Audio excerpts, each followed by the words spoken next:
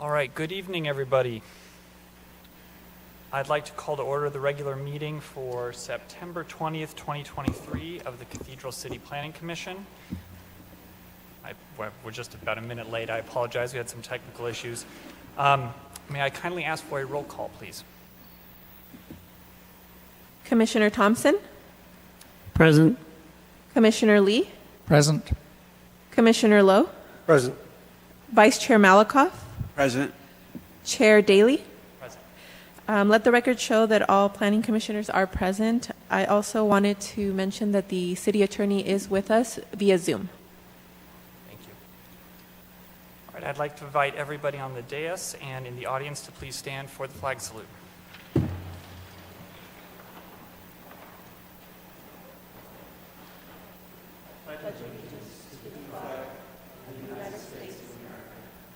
To the republic, which stands one nation, under God, indivisible, with liberty and justice for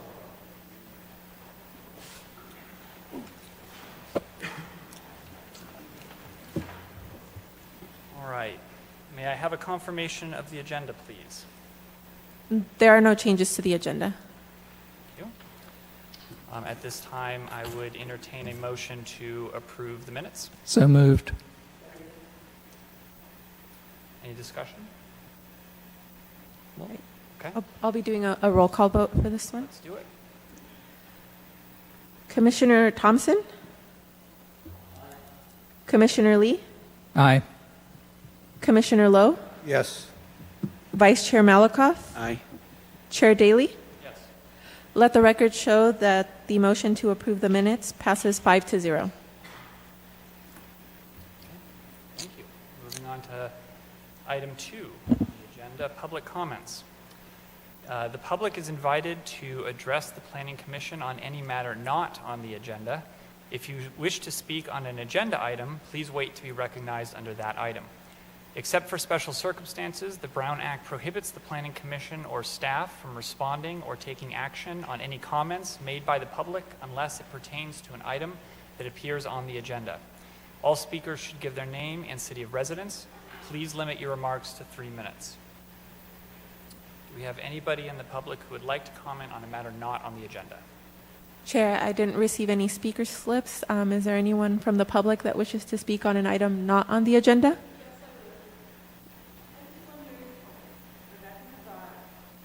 And if you could speak into the microphone, Okay. please. I'm just wondering, I've been thinking... I'm sorry, So- ma'am, can we have Hello. your name and your city of residence, please? Rebecca Navarre, Cathedral City.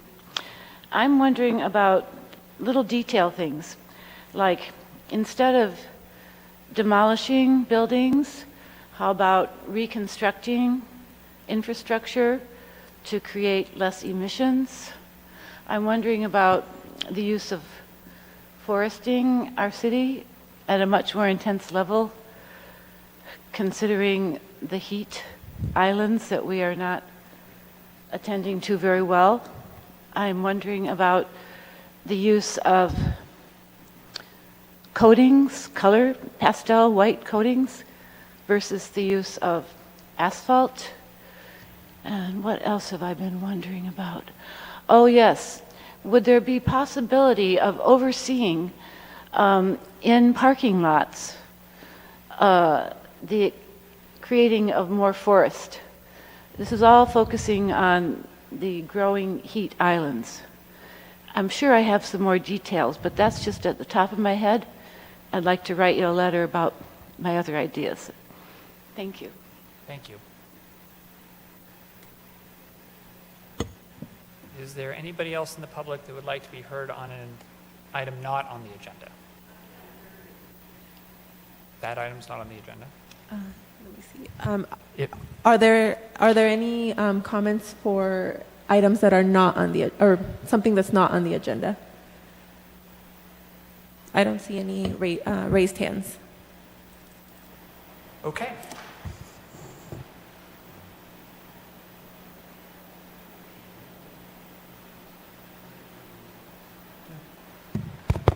It works. Okay. Let's move on to the public hearing items. At this time, I'd like to open up a public hearing. I'm sorry. At this time, we'll hear public comment. I'm not doing that yet. Let's move on to public item A, please.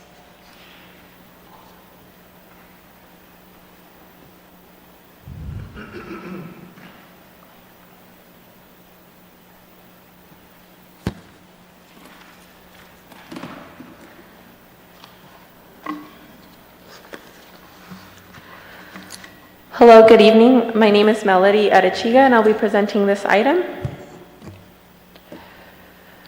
So the applicant is proposing a cultivation project south of Perez Road. Give me 1 second, I apologize.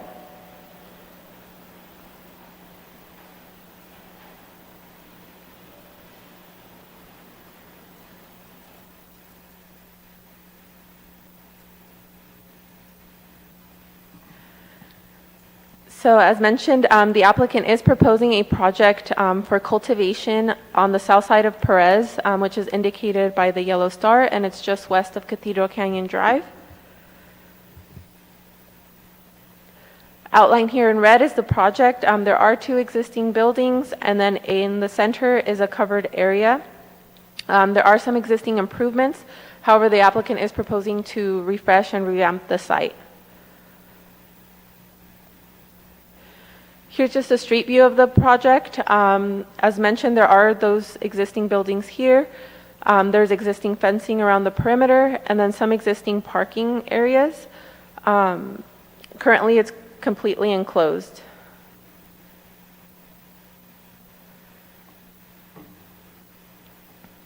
So this is the existing site plan. The 2 buildings, which are outlined in red, will remain. And then the area in the middle is currently covered. However, the applicant is proposing to remove that cover and add a new addition. The addition will be approximately 1,600 square feet. They will also be adding some additional landscaping and landscape planters within the site. And I'll discuss that a little further in the presentation. They're proposing a new loading area, which is highlighted in red.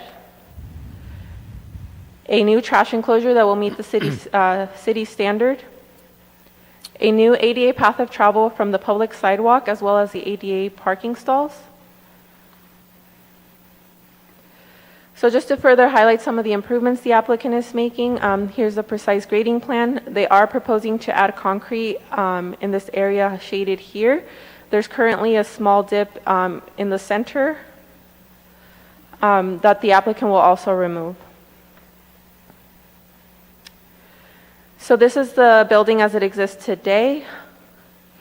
And then the applicant is proposing approximately 3,767 square feet of cultivation, ancillary space, which will include a distribution office, which will be approximately 2,376 square feet, which will bring the total building area to 6,143 square feet. The first portion of the building will have 4 grow rooms and a storage area. The second portion, which is highlighted in blue, will include additional cultivation area, trim rooms, dry rooms, and clone rooms. The outline in yellow represents the area of the new addition. And then they'll also be having a new restroom as well. The last remaining portion of the building will include a mom room and a veg room, additional storage and the distribution room, as well as an electrical room.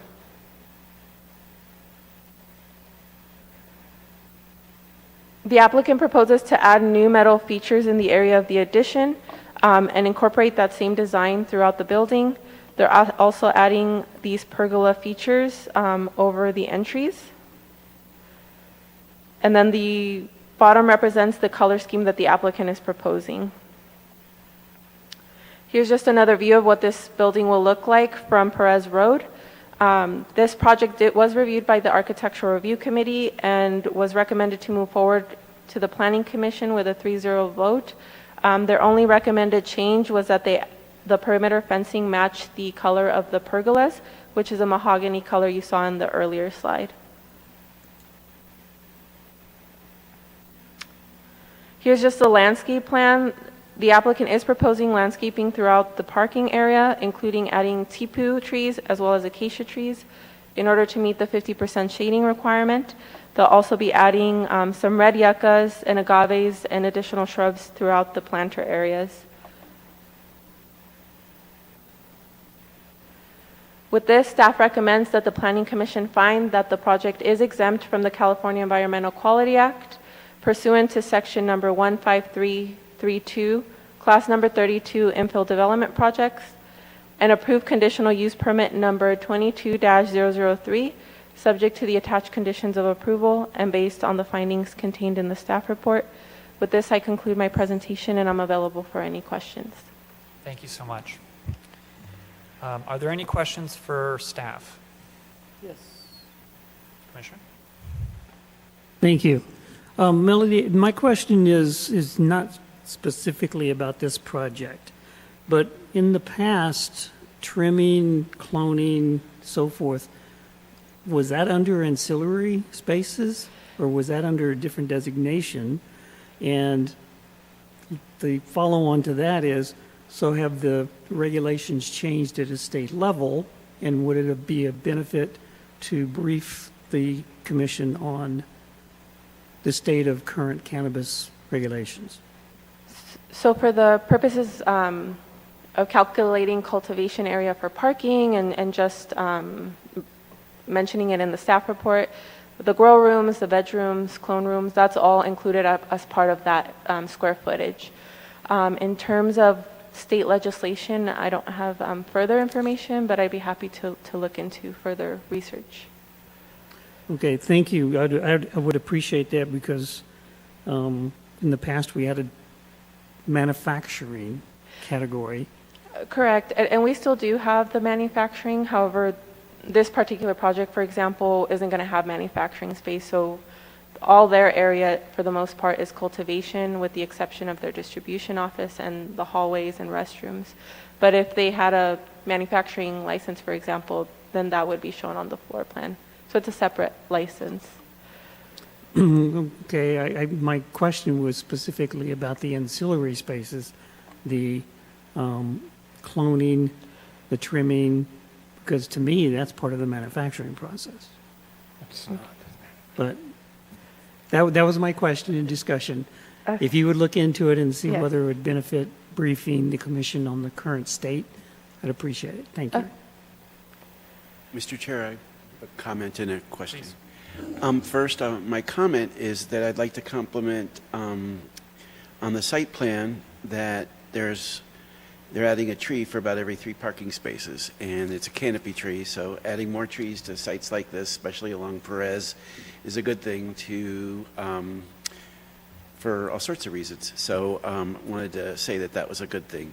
The next question is a more technical one for Mr. Corella. Is the WQMP, the Water Quality Management Plan, is that generated based on the grading plan and the amount of grading or the amount of building?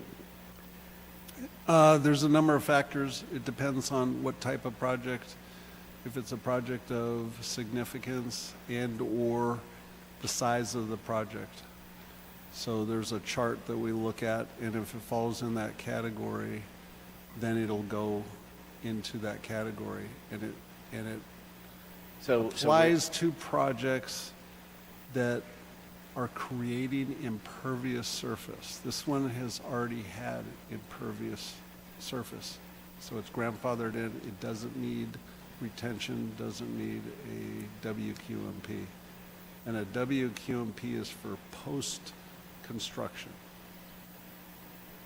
on the management of their BMPs for their, whatever their retention or their drainage facilities are. So if it qualifies based on the list that you're talking about, then we'd be covered by the condition that you wrote in 4.62. If it's new construction. On 4.62, I think I have as applicable on Yeah, that one. if it meets the requirements. If it meets the requirement. In this case, it doesn't, but I throw that in there as a caveat in case they create some impervious surface afterwards. Anything additional that I didn't see, then I So that's, okay, then that answers my question. So we're good that it's, in the event things change, we're covered. Right. Okay, good. Thank you very much, sir. Anything else? Gentlemen? Nope. Okay. Thank you. Do we have anyone in the audience who would like to address the commission on item 3A? No? If you could speak into the microphone. Rebecca Navarre, Cathedral City. So why do they want you to find it exempt from the CEQA, California Environmental Quality Act? Are, Is there something that is outside of that? I mean, it's great about the shade, but why are they asking that? so unfortunately, we can't answer questions directly from, we can listen to your concerns and we can do Okay. that. So if you'd like to voice any concerns, now would be the time. That's my concern, that they're asking to be exempt from something from CEQA. Mr. Chairman, if you'd like, I can respond to that question regarding the use of an exemption. We've got our attorney, right?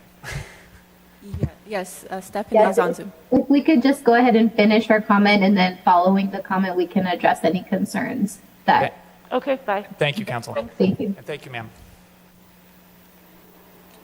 All right, go ahead. Thank you, Mr. Chair. Under the California Environmental Quality Act, there are different levels of environmental review. This state law does identify certain types of exemptions that project could qualify under. This particular project does qualify as an exemption as provided in state law, which is the reason for us proposing and recommending that the commission find this project exempt from CEQA. Thank you. Any other public comments on item 3A? Okay.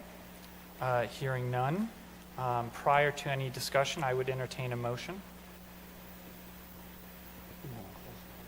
Oh, sorry. Let's close public comments on item 3A, and prior to any discussion, I would entertain a motion.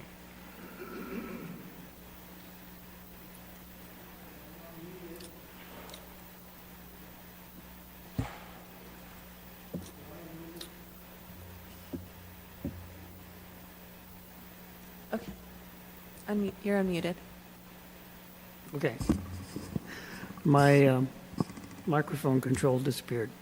I move that we find that the project is exempt from the California Environmental Quality Act pursuant to section number 15332, class number 32, infill development projects, and approved conditional use permit number 22-003, subject to the attached conditions of approval and based on the findings contained in the staff report. Do we have a second? I'll second that motion. Thank you.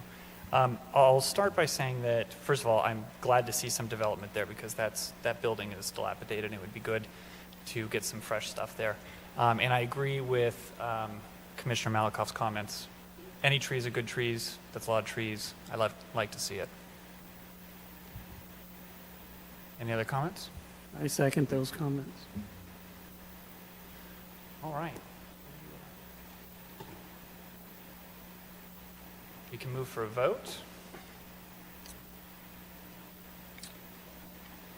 Let the record show that a motion was made by Commissioner Thompson, a second by Commissioner Lowe, and the motion passes 5-0.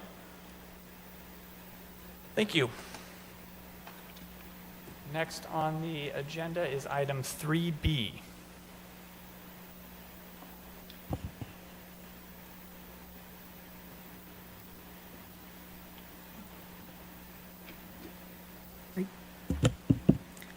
Thank you, Mr. Chairman. I'm not sure if my microphone is on. There we go. This item is a planned unit development, tentative track map, and a variance to consider a 101 lot subdivision. We do have our consultant, Martin Magana, who will be presenting the presentation this evening. Thank you. Understood. Thank you. Welcome. Good evening, Chair, Vice Chair, members of the Planning Commission. It's a pleasure to be here tonight. As Sandra mentioned, this is a planned unit development, tentative track map, and a variance. Give a little bit of background here. The applicant, George Baker, who's behind me here, with representing Palm Canyon Group, submitted applications for the applications before you back on July 20, 2022.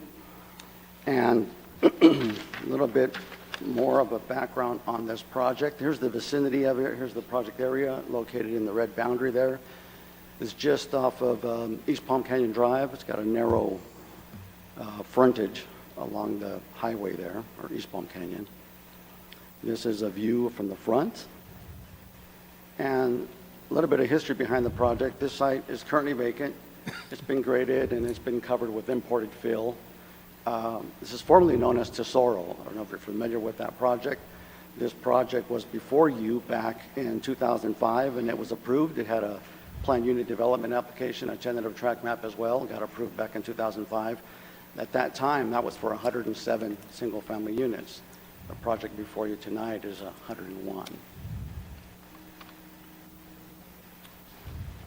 The tentative track map proposes to subdivide the property into 101 single-family dwelling units with 17 letter lots, 15 of which will be held in common for private streets, emergency access, recreational amenities, retention basins, and landscaping. One letter lot that would be dedicated to the city, which is along this street frontage, be dedicated to the city's public right-of-way.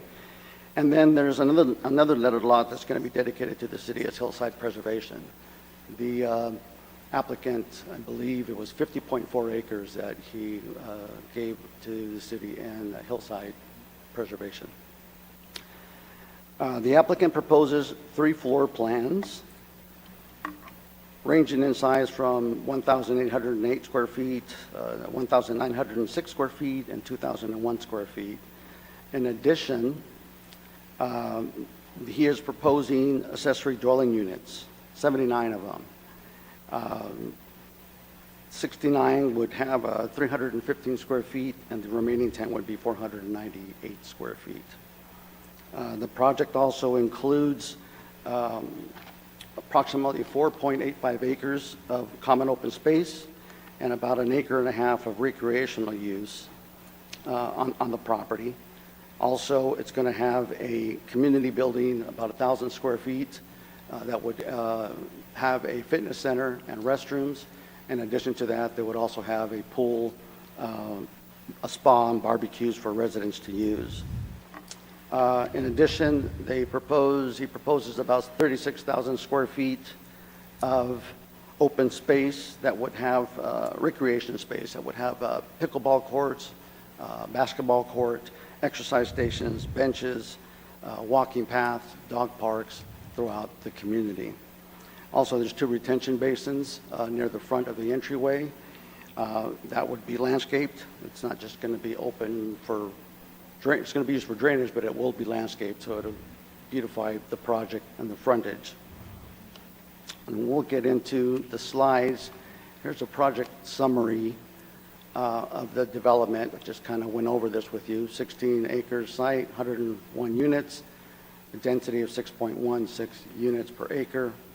There are the square footages, the garage square footages. All the homes are going to be 3-bedroom, 3-bath, 2-story, enclosed 2-car garage.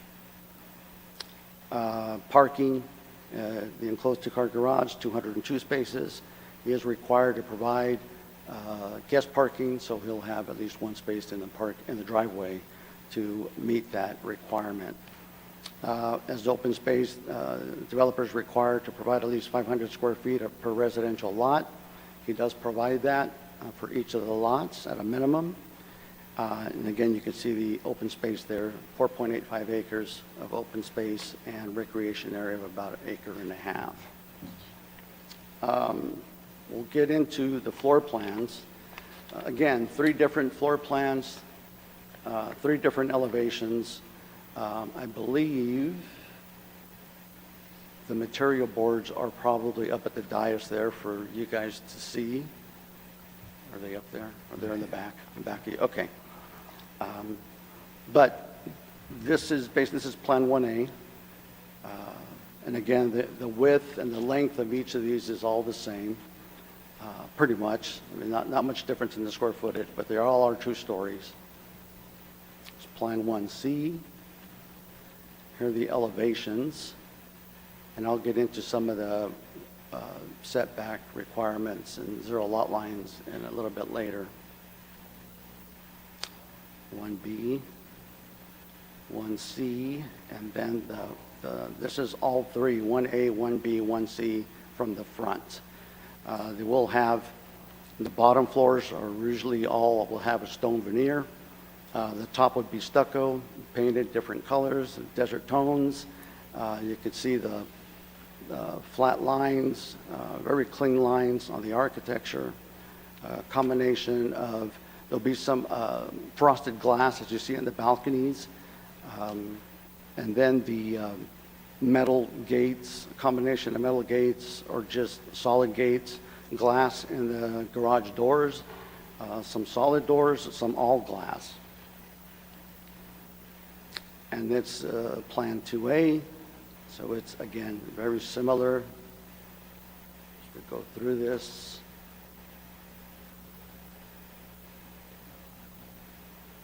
The elevations. This is the front elevation of the Plan 2. Again, same materials, just different colors. Plan 3.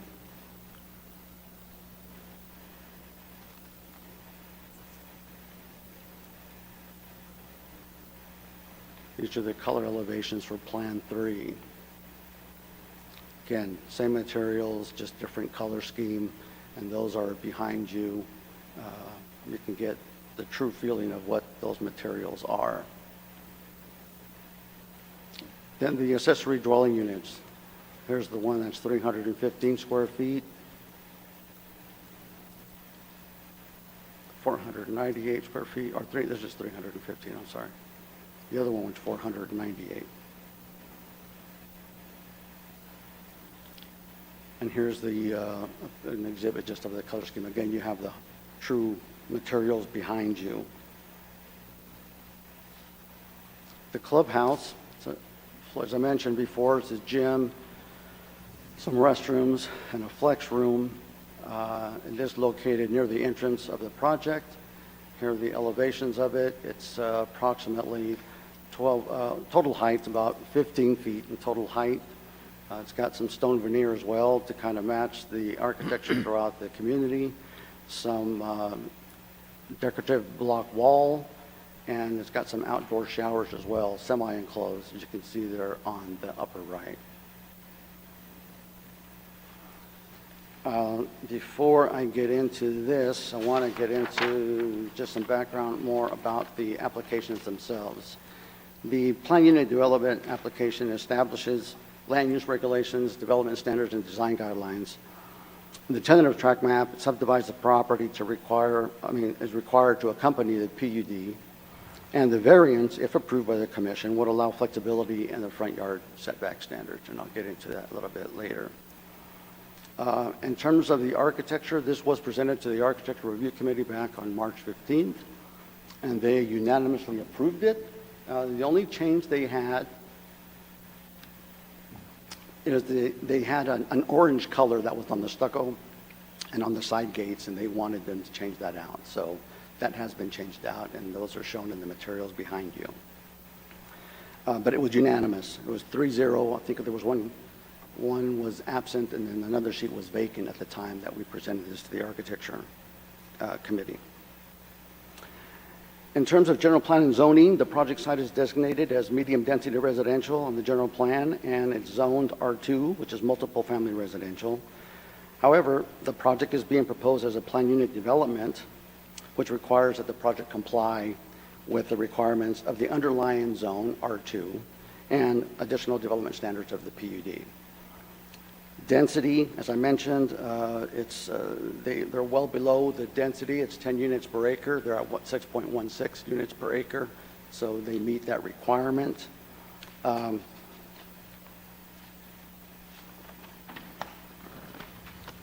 see. I'll get into the variance a little later. Yeah, as I mentioned, the variance The applicant's proposing varied setbacks of 18, 20, and 23 feet. And the reason for that is to allow flexibility so you don't have just a front facade of all these homes. It breaks up the monotony of all these homes and gives you a little bit, some will have a little bit more landscaping, and it'll just look a lot better and give it a better aesthetic for the community there, much more visual experience. Other than the front yard setback, the PUD regulations allow flexibility and other setback requirements. And as such, the way the project is designed, there are zero lot lines on the side for the main primary residence. And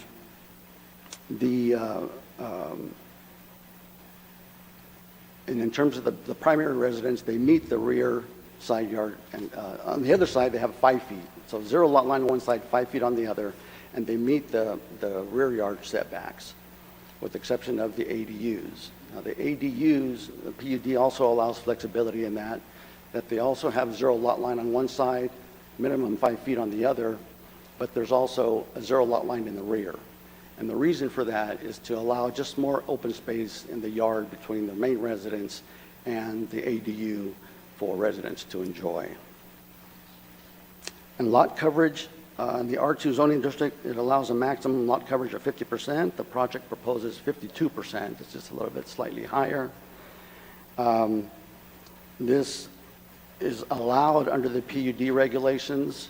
The PUD regulations actually states that lots that do not meet the requirement of the underlying zone may be approved.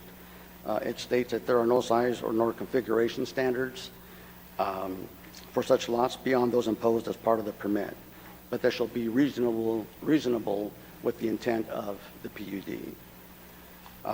Also, the PUD regulations are applied to the total project as a whole, not just individual lots. So it applies to the whole project. So the intent is for the PUD to allow that flexibility for the project to move forward. And staff believes that the project does meet all the requirements. Could you speak a little further into the microphone, please? Sorry. Thank you. In terms of open space, again, they're required to have a minimum of 500 square feet of open space for each unit. They're proposing a maximum of 646 square feet. So that is above and beyond the requirement. I talked about the parking, 2 enclosed parking in each garage plus 1 in the driveway. There is a breakdown of the development standards in your staff report. The applicant meets all of them, and with approval of the variance, then it would meet all the development standards. Let me now get into the landscaping, which we have here in front of us. This is the overall landscape plan. I'll focus on certain areas. This is the entry gate. The entry gate would have, it's 50 feet wide, 220 feet exit entry coming in with a 10-foot median, 10-foot wide median in the middle. It would accommodate a monument sign for the project name. The gates are going to be metal, steel. The pilasters will be concrete masonry unit, stuccoed and painted. Also, each of the pilasters will have a metal cap on it, and there'll even be some metal tubing you can see in the middle of the middle pilaster there. We'll have some metal tubing there to accent that and break it up. Also, we'll have some planters, little different step planters along the front entryway, just to give it more of an enhancement along the front there. Pavers along the entrance all the way, heavily landscaped. Those are the 2 retention lots that I talked about earlier. They would be heavily landscaped to just beautify the area as you come into the project. Now I'm jumping over to the recreation area and a couple of other little park areas here. So the slide to the left shows the recreation building with the pool area. Again, flat lines consistent with the architecture of the units. Has the pool, barbecues. You could see the tinted glass along the exercise room there. Also on the right, there have mainly on the top, it's just landscaping, landscape accents in the area. Just below that, there's some, another little park area with some benches, some decomposed granite paths, and some exercise stations that the applicant also proposes as part of this project. Going on, moving further east or south, I guess, on the project, the two other areas, again, additional benches, desert garden, some benches, people can sit there, path leading to them. On the other side here, we have some additional benches, exercise stations, some artificial turf, just some beautification, not just to leave these lots open and heavily landscaped. I think it beautifies the project. Then we're focusing here on the model units. Again, heavily landscaped in the front. You could see the varied setbacks of the units, and you could see how they're landscaped to the different walkways going to the side door up to the front. So it really does break up that monotony of just solid wall of front elevations. A lot of desert landscaping, pretty common in the desert what you see here. I think our landscape architect did a good job of proposing a lot of desert plants, drought tolerant, drip irrigation, and obviously they'll be conditioned to meet the requirements of Desert Water Agency for your the landscape ordinance. This is the lighting, low-level lighting. I think they're about 3 feet high, just the pathway going up to the doors. The others are landscape lighting, very low level lighting, just to accentuate the landscaping and provide some safety for people coming in and out of the homes. This was the variance that I was talking about. You can see the front yard setbacks just provides that different setbacks to break up that monotony, and then the back, it's just showing you the zero line setbacks, zero lot line setbacks. It just provides, more open space, more backyard for each of the lots. We do have in your packet, you do have a mitigated negative declaration. We did do the environmental analysis. We did have that out for public comment. We did receive some public comments. We responded to those public comments. They are in your packet. I believe there was 3 comments that were submitted. So with that, all the studies are, the city is the custodian of all the records, all the documents. They're there for public review. That concludes my staff report.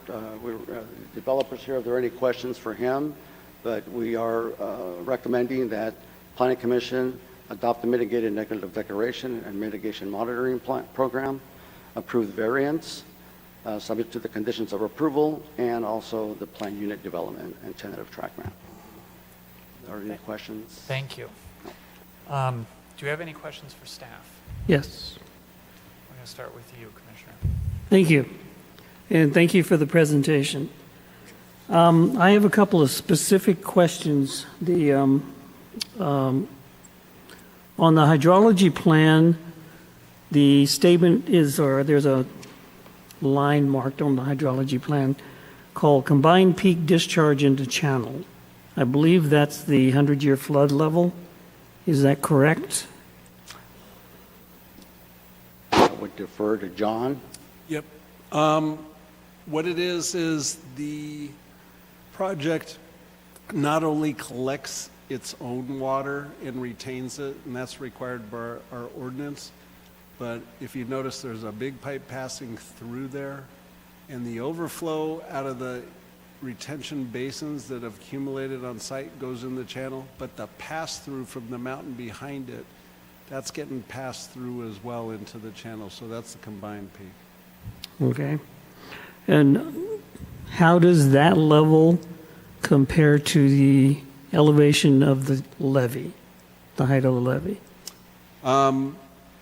It's inconsequential because that levee just got certified about 3 years back. The west bank of the West Cathedral Canyon Channel did get certified. In addition to that, the developer had brought in almost 120,000 yards of dirt to bring his elevation of his project up. so that they actually already have their conditional letter of map revision from FEMA, for their firm map rating. So they have their CLOMAR, so once they grade the pads, they would get a LOMAR, and that takes them out of the floodplain, even if the channel were to breach. Okay, thank you. Continuing on, in the environmental study, one of the impacts under the aesthetics group was all proposed construction will be on land currently designated as multifamily residential, R2. No construction or disturbance will occur within the hillside protection area or above toe of slope. Furthermore, any rock outcrops or trees located above toe of slope will be preserved through a recorded conservation easement. Any impacts on scenic resources are expected to be less than significant. That observation in the aesthetics environmental study did not become a mitigation measure. Should it be? I think it should be. But my questions about this is, what is the boundary of the hillside protection area? It's the property, the project itself does not encroach in any of the hillside area. So we've met with the Coachella Valley Conservation Commission related to this project on the boundary of that area, and the project does not encroach into the hillside conservation area. It's completely outside of it. Is that border boundary marked on any of the drawings in the plans? I believe it's on the track map, correct? Bill? Okay. Yeah. Thank you. Yes.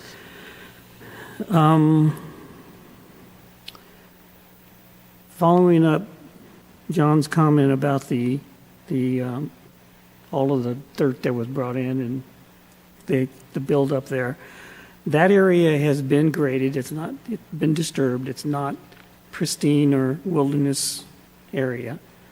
My question is, will this project cause any more grading and disturbance to occur beyond what has already been graded for that area?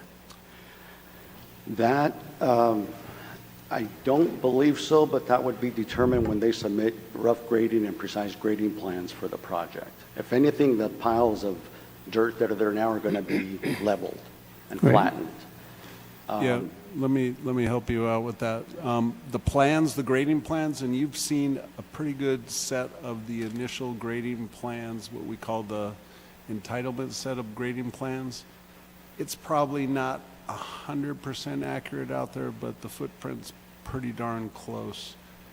They're not going to creep up on the hillside too much more, if anything, and the only thing that they're going to be doing really around the hillside is they're going to put some rockfall fencing to protect any rolling boulders coming down the hill that's required, and that's in your staff report. Okay, thank you. Going to the setbacks discussion, the 5 foot, 0 foot on the side and so forth. So there's not a requirement for a 10-foot separation between dwellings? No. No, the PUD requirements allow flexibility in that. So minimum is 5, but you could go 0. There is no standard or requirement. It's being proposed as part of the PUD. Okay. That's what I thought, but I wasn't sure. Do any setback requirements apply to ADUs? I'm sorry? Do any setback requirements apply to ADUs? Well, only in the sense of it's a structure, so it's still part of the PUD, so it would be the same as it would apply to the primary residence. To any habitable dwelling or building, they would apply? Yes. Okay, the reason I'm asking this question is with the 0 setback on the back of some of these lots, it appears from the drawings that I could look at, that some of the ADUs are well within 20 feet of the toe of slope behind them. In other words, according to, within that package, staff in the environmental report or study, staff had made the statement that per state requirement had to be at least a 20-foot setback from toe of slope if the slope was over 40 feet high. And it appears to me in those maps that we have a significant number of dwellings that are within that 20-foot. Along the western boundary of the entire project, there's an emergency access road that's 18 foot wide. So that adds additional, I mean, that's a good buffer in addition to. That's about half of the property. getting I agree with you, that's about half of the property. and getting to the toe of the slope. So, and the plans that you have are really more conceptual, but as a requirement, they have to meet that requirement. So there might be some flexibility in moving that line, but it will not impede into the hillside slope, Okay. the toe slope. Again, in the environmental study, the mitigation clause BIO 6, lighting for the proposed development adjacent to or within conservation areas shall be shielded and directed toward the developed area. Landscape shielding or other appropriate methods shall be incorporated in project designs to minimize the effects of lighting adjacent to or within the adjacent conservation area in accordance with the guidelines to be included in the implementation manual. I totally understand that the plan that the developer and builder is putting forth meets that requirement. My question is, because of the conservation area adjacent to these homes, how does that become permanent? i.e., how do we stop a homeowner from putting an unshielded bright light in their backyard that illuminates this quote-unquote wilderness area behind them? This is a private gated community, so there will be an HOA established for this. So any kind of modifications or additions to this, and maybe the developer can confirm this, but they would have to go through some kind of approval through the HOA board to do that. But knowing this condition, knowing this mitigation, I would think it would be very difficult to do. Right, so we have no leverage in ensuring that that gets into their HOA covenants. It could, George, if you, yeah. Wait, no. This is not public I'm sorry. comment. Oh, sorry. We got to It's not finish. public We got to comment yet, finish up. so, Yeah. yeah. Okay. Sorry. So he'll address it in a moment. Yes. Last one, I think. Thank you for allowing me to do this. BIO 9, an 8-foot fencing mitigation clause. Basically says for development purposes on land within or adjacent to conservation areas with bighorn sheep habitat, the permittee project shall require construction of an 8-foot fence or functional equivalent or granting of an easement to CVCC for future installation, et cetera, et cetera, et cetera. My question was, rather than allowing them to defer the building of this 8-foot fence, should that granting of an easement clause be stricken from this particular mitigation clause? The reason I am asking and suggesting that is because in past projects in Rancho Mirage, fencing has not been done, and it's been 10 years. Well, So should we consider including that fence as part of the plan? okay. Two responses to that. One is, again, it's going to be a gated community, so it's going to have a wall all the way around the property.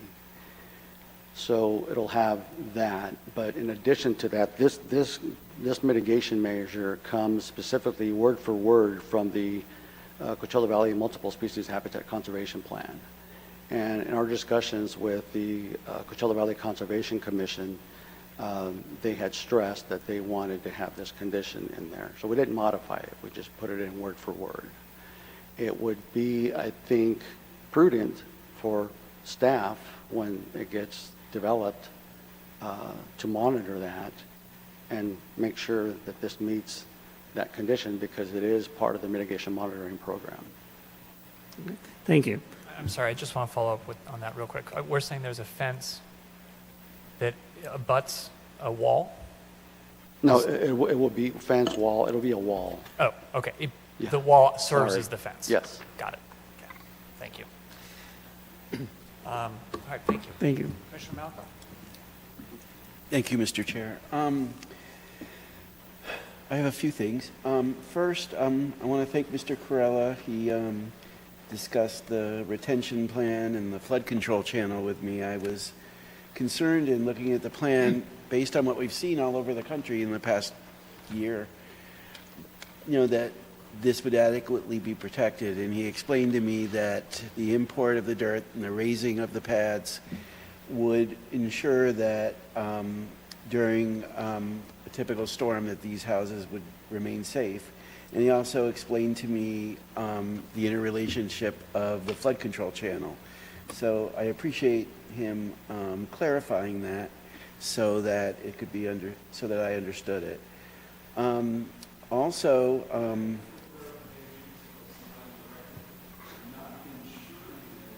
Just reducing it to the lowest level, which is a 0.02% chance of flooding.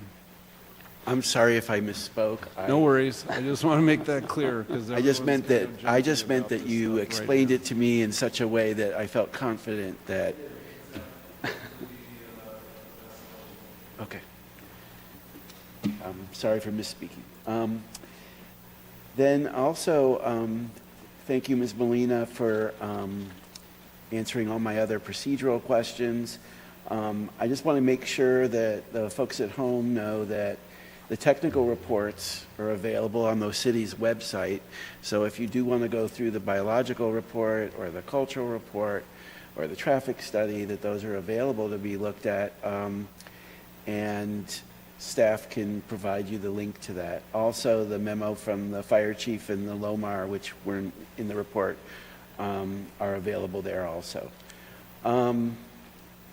When our chair opens the public hearing, I'd like the applicant to address the exercise equipment, because in my... I'm sorry, briefly, Commissioner, with all due respect, do you have a question for staff? Well, yes.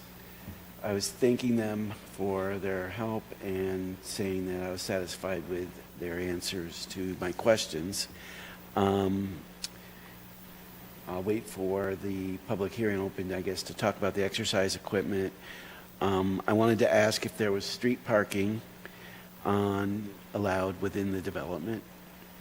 Yes, the main entryway coming in, once you come in beyond the gates, it's a 32-foot wide right-of-way. So there will be parking on the side closest to the channel. There will be So part of it's red curbed and part of it isn't? That would be correct, yes. The access to the fire lane on the upper part of the project, is that restricted access just for the fire department? Correct. The dead end by lot 57, and I wasn't sure what was going on there, and how a vehicle would turn around there. Lot 57.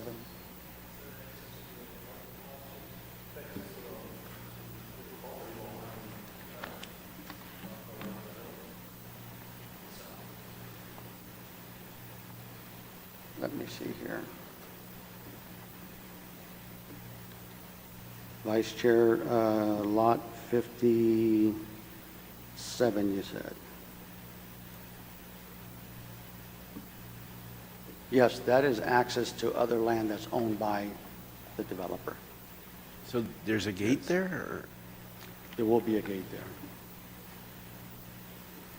So- I will have the applicant address it when it comes up. I guess my concern there would be for the average vehicle, you know, people drive all over the place, and the average vehicle, just that they would be able to safely back up. So I'd like that to be addressed by the applicant. And that's it. And thank you, staff, for answering all of my email questions. Commissioner Lowe? Yeah, a couple of things. This project has been previously approved as a residential development.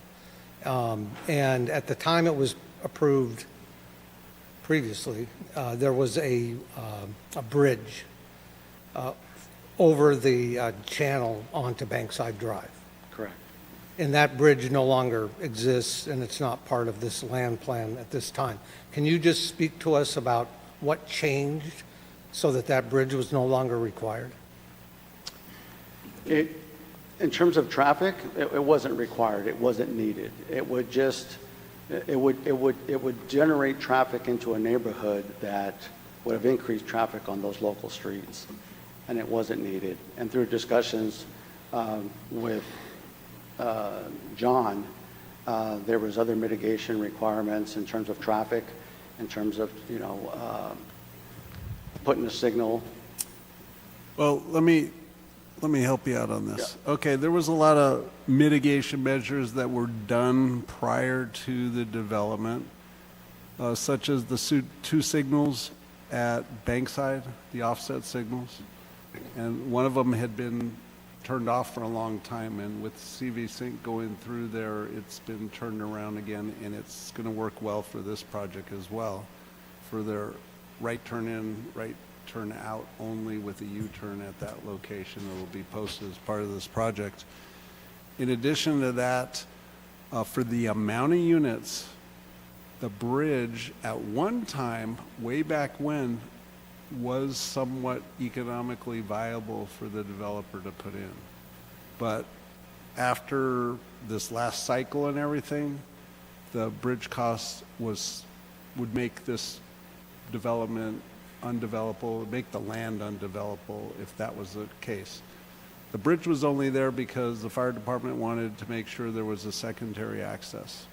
So the front access off of East Palm Canyon was modified so the gates are big enough that you could get a vehicle and a fire vehicle bypassing it, and that 18-foot fire road that was never there before was put behind those lots on the west side, so that if there were any streets that were blocked from access, the fire department could take that road and access the southern part of the development, which is, I'll call it the uphill part of the development.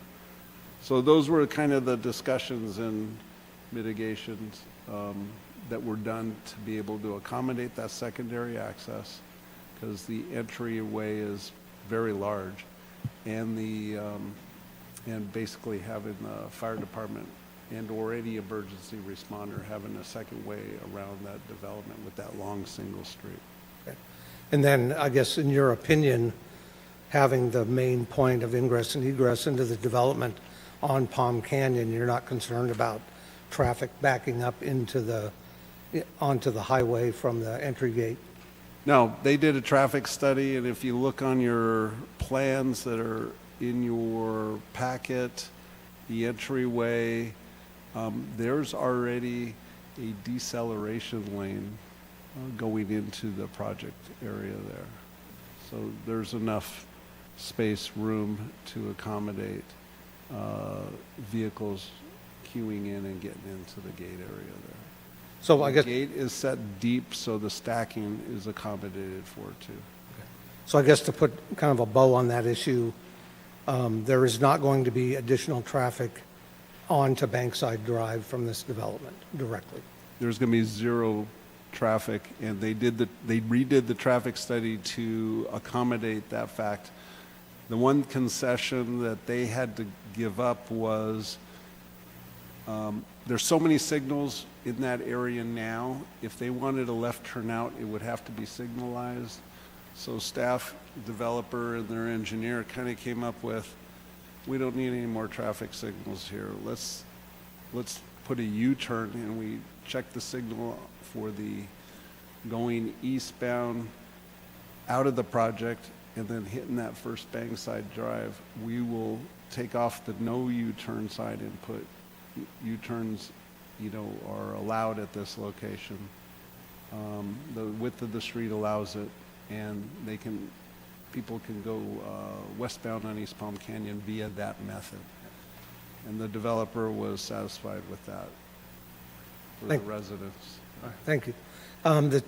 My second question, again, going back to the fact that this is not a new use for this parcel being a residential site. There's been a discussion about the fact that it lies within a specific plan that's about 35 years old that needs to either be abandoned or modified or something. My question is, in that specific plan, was that just for this site? Did it encompass a larger area? And if so, in that specific plan, was this site designated as residential property? I will defer to Sandra on this one. Mr. Chair, members of the commission, so the specific plan didn't really talk about land uses or zoning designations. It was really a specific plan related to infrastructure. And it is quite old. It's from 1989. It did identify that bridge. However, that's not a practical improvement. It talked about a signal light at Melrose, which has been, our general plan was just updated, did not identify a need for a signal at that location. In addition, a signal at that location would be too close to the existing one on Bankside.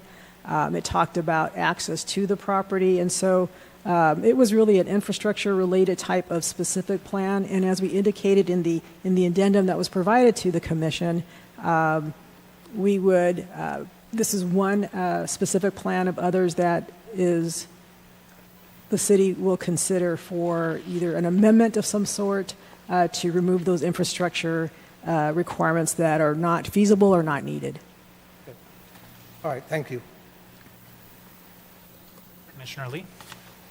You'll be pleased to know most of my questions have already been answered, so you'll get a rest.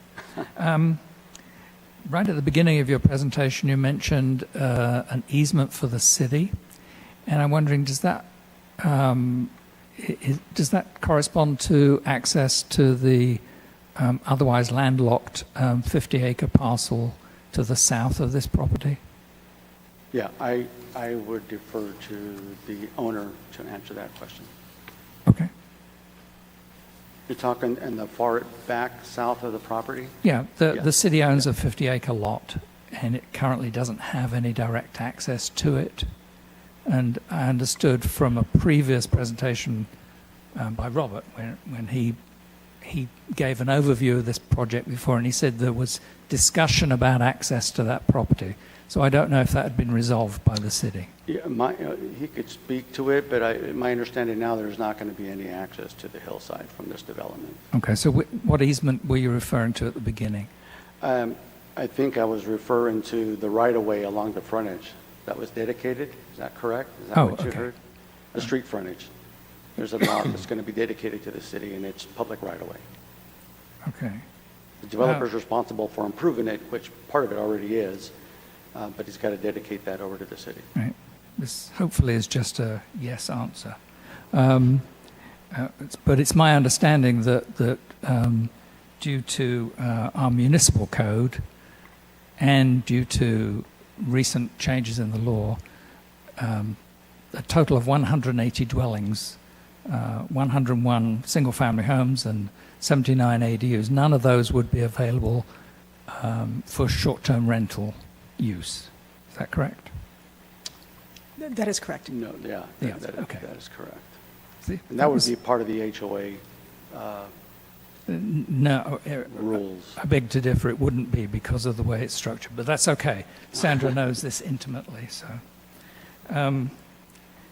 Okay, the parking, you have 101 visitor parking spaces, which I think from the staff report says that that's essentially the parking on the driveways of the properties. Is that correct? That's correct, yes. So if we look at the parking for the ADUs, which would be separate dwelling units and quite often rented out, are they expected to park on the street? How is that going to be handled? They could park on the street, or there's still another space in the driveway that they could use, potentially, Assuming they can synchronize with the owner of the home. the other property. Yes. And in terms of the street, there's going to be sufficient space for parking for a single car and still have proper access. All through the project, if you notice in the conditions of approval, that there is one side of the street that's designated red curb fire lane because they are narrow. Right. So to be able to accommodate that, there's only parking allowed on one side of the street. Oh, okay. All right.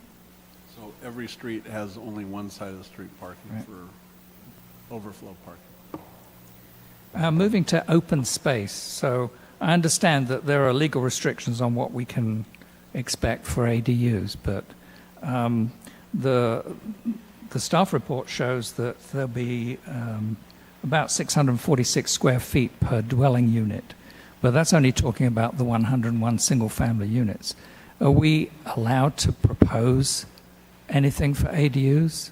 I know we can't control how they're built, but can we include those in that open space requirement? So, if I may, we are only limited to ADU. Our review is limited to that it meets the setbacks that are established, but we don't count it as part of density or any other type of regulatory requirements. Is that a legal restriction or just a city decision? It's a legal restriction. Okay. And you're looking for us to approve a variance, and the variance you're requesting really is for some of the driveways to be 18 foot. That's my understanding. Yes. The others would be 20 or 23, so they're already okay. How many are actually going to be 18 feet in this plan? That I do not know. Maybe the applicant would know. I do not know. Okay, because I'm interested if you're looking for a variance and it's for 5 units, that's one thing. If you're looking for a variance for 80% of the units, then that's a different decision as far as I'm concerned. So that's why I would like to know. Okay, I think that's all my questions. Thank you. Questions? Thank you. I have a couple follow-up questions.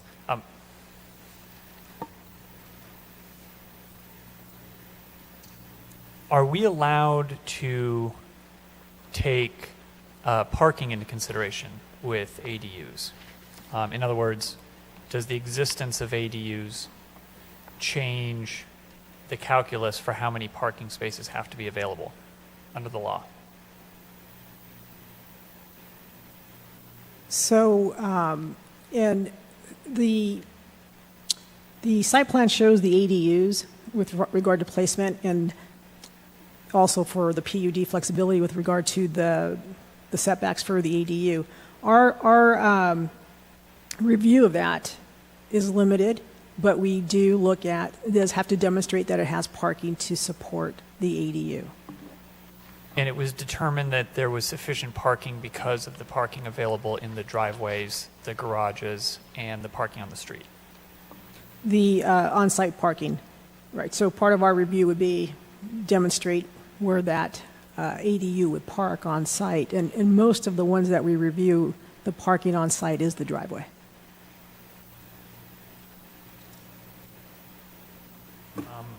Okay, that was, oh, wait, I'm sorry. I did have one more follow-up. Where exactly is the secondary fire entrance on the lot? The secondary fire entrance is part of the front gate.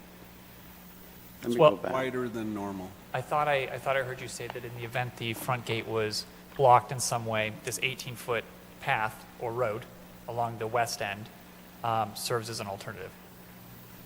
Did I make that up? I could have. I'm pulling it up here so I can look at it. When you come in on the right, it's, you can point Yeah, to the so- screen. It's on the screen, John. Correct. Right. Oh, I see. There's bollards in front of it. I see.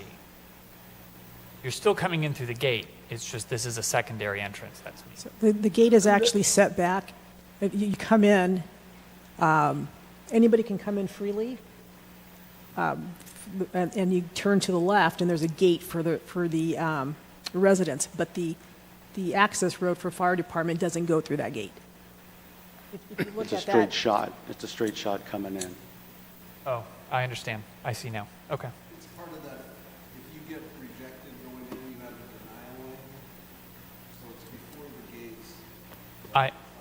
I understand now. So if you take that road down the west side of the site, where would be the second entrance in? Or is that is the second entrance? That is the secondary emergency access into the site. That 18-foot road on the right.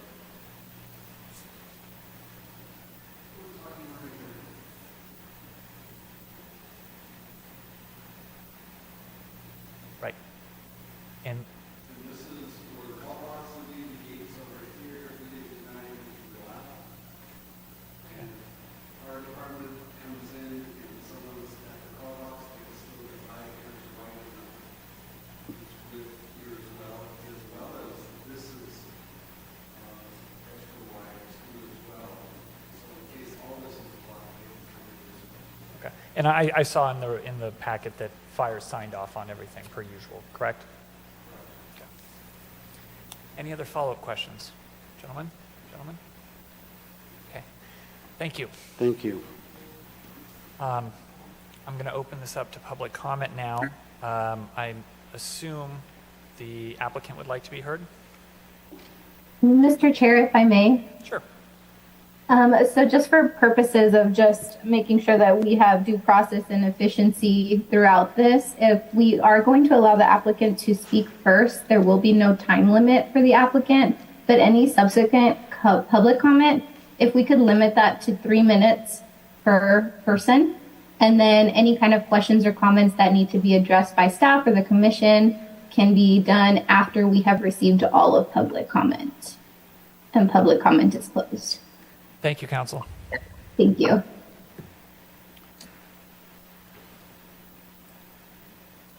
The applicant? And sir, if you could please state your name and city of residence. Yeah, my name's George Baker. I am the developer, property owner, and applicant for the property. All right, thank you. Do we have, well, I'll start over here. Commissioner, do we have any questions for the applicant? We were discussing the lighting, and there was the question about the making the protecting the hillside from bright lights part of the permanent plan, Right. not just the development. Right. Could you address that, please? Yes. So the lighting would be addressed within the CC&Rs of the project, and it would be enforced by the HOA board members of the project. I did a development that is zero lighting in Palm Springs called Ventura, and those 68 homes in there, they're not allowed to have any lights at all, and the HOA board enforces that. And we have not had any issues since 2002 to 5 during that development. Thank you. Mr. Malkoff? Any physical changes to anything on the individual lots would have to go through the HOA board, right? That's correct. And I have one other question. So I was concerned about the exercise equipment. Anybody that's used our soccer field in the city knows that that equipment really isn't very usable during the summer. You can't even touch it without, being burned. Is this something you looked into as to the suitability in the desert of having the exercise equipment and whether it would be able to, how it would be able to deal with the extreme heat we have here?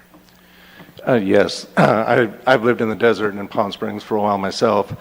And that's why I put the gym is all inside, interior gym. I have a pickleball court and a basketball court on the southeast side of the project. But as far as any exercise equipment is going to be inside the gym. We do have dog park areas. We do have tennis courts and pickleball courts and things like that, but I'm not going to have too much outdoor exercise equipment if it's required, I'll make it rubberized, but I understand the heat you get out here is pretty much unusable.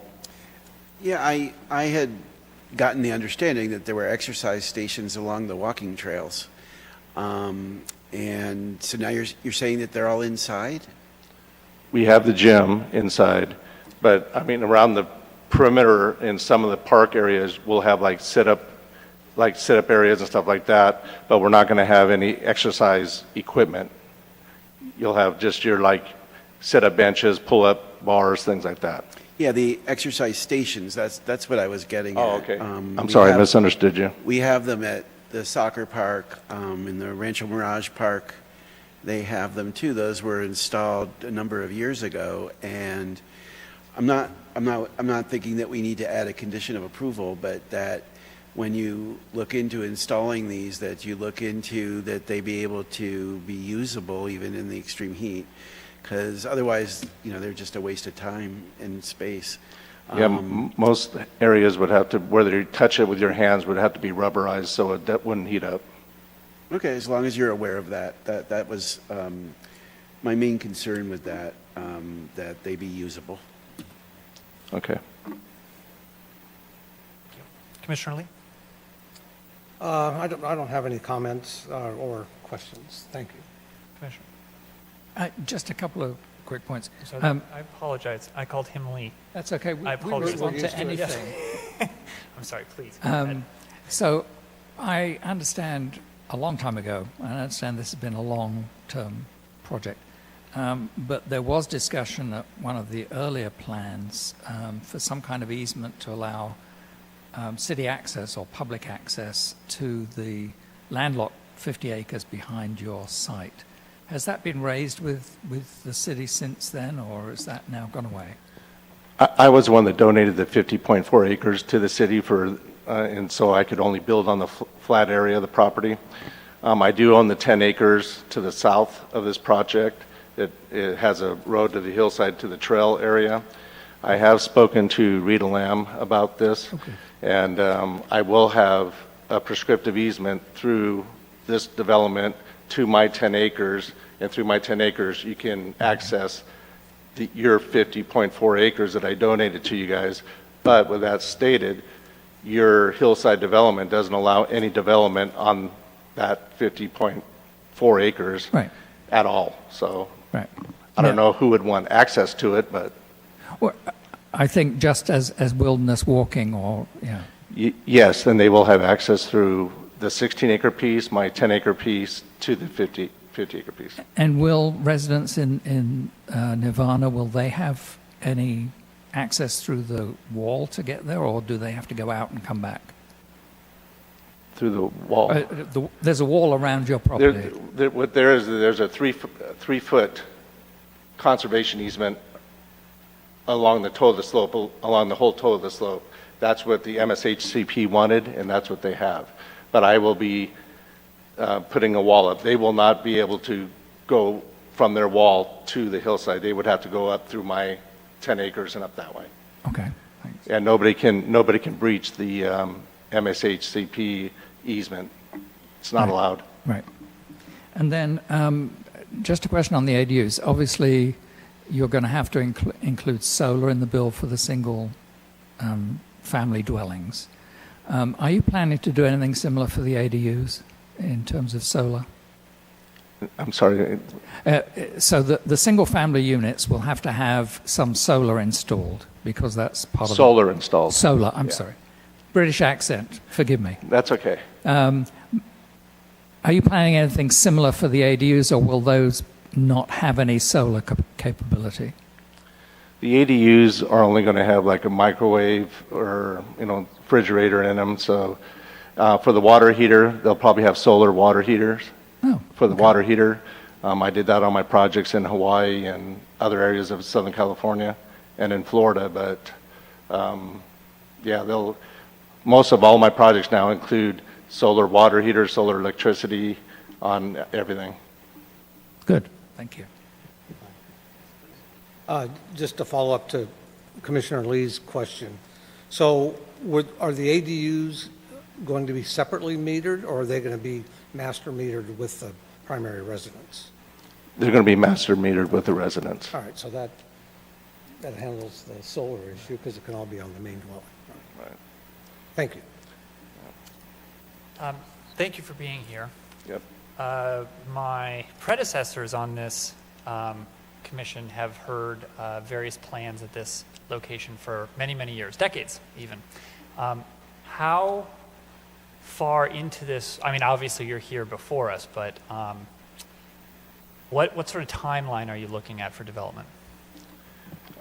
John Krell and I have already talked. As soon as I can get a grading permit, I'm going to be developing this property. I've owned it for 20 years, and it's time, 2007, the Great Recession hit, so I put it on the back burner, and I develop in 8 other states. So this was sort of a low priority property for me during that time frame. I went to different states, but it's high priority now. I do a lot of development here with other couple local developers in this area, in Palm Springs and stuff, and in Indian Wells, and I've done development in Palm Desert and in Palm Springs. So this is a priority of mine at this point to get it going and get it off my plate. Great. Understood. Thank you. Commissioners, any other questions of the applicant? I have a follow-up, if I might. Yes, please. To follow up actually on Commissioner Denny's question on the number of units with the 18-foot setback. Yeah, it's approximately a third of the units. My architect wanted it to deviate, like you said, so we didn't just have a straight line of houses. So we went in and out, and it averages about 21, 22 feet actually, when in reality I only need 20 feet. Okay. Thank you. I am going to, as part of this, when we get to this stage, propose 3 amendments to the conditions. I wanted to get your feel, since you're the developer on these. We would modify AES 2 and BIO 6 to add the statement that these requirements shall be incorporated into any homeowners association CCRs. That's addressing the lighting. And add an AES 3 mitigation statement about the hillside development. Basically, no construction or disturbance will occur within the hillside protection area or above the toe of slope. Furthermore, any rock outcroppings or trees located above toe of slope will be preserved through a recorded conservation easement. Okay. Those are the proposed changes. I have no issue with that because I'm hand-tied on that anyway. Right. So. Thank you.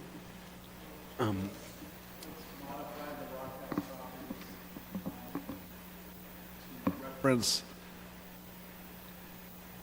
if it doesn't conflict with the slope scaling they have to do for loose rocks up there before the development occurs. I'm amenable to that. And I guess the soils report, correct? Reports for the projects, which there's been many. Commissioner Malkoff? Yeah, okay, so procedurally, I agree with those, but if we're going to make changes to the mitigation measures, then the motion, when it's made, needs to also say that the appropriate conditions of approval that are related to each of the mitigation measures from the initial study also be changed, and that the associated mitigation monitoring reporting plan, the MMRP, would also need to be changed to reflect those things. Because you want all three of those things to be exactly the same. Understand. I'm not paid that. That's above my pay grade. No problem. I'm just reminding people that we need to make sure that that's how your ideas are great, and I agree with them all. But when you have inconsistencies between the three documents, that's when things don't get done. So I want to make sure they get done. All right, let's stick with questions for the applicant. Any left? No? Okay, thank you, sir. Okay, just one other question. You mentioned about the fire department. The main reason the fire department was concerned with the ingress and egress with that lane in the back was in case there was blockage, like John mentioned, just on one side of the gate or up in along the first row of houses. If there was blockage there, they wouldn't have been able to get around it to get back to the back property. But they did approve it, so. Yeah, I understand. Thank you. Okay, do we have anyone in the audience who would like to address the commission on item 3A? I believe there are a few speaker slips. Okay, Jane Rasco.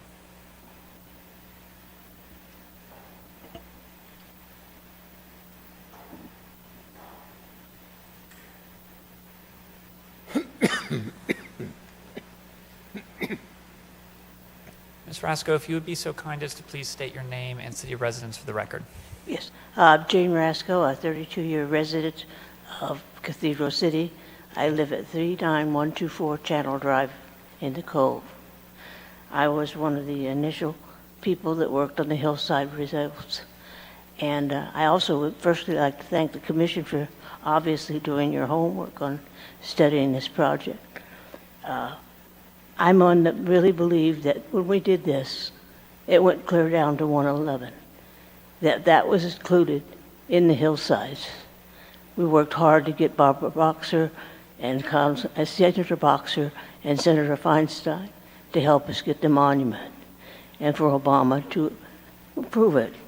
We still believe that we don't need any development on that side of the cove or that side. I do not see any benefit to the city of Cathedral City to add another 101 homes. Homes don't bring any revenue to the city. Also, there's a problem of entrance and exit from that small area for that number of cars. You figure there's 101 residents, there's over 200 cars. It would be very difficult for them to get in and out on 111 and add another signal and it further congest the traffic problems that we already have.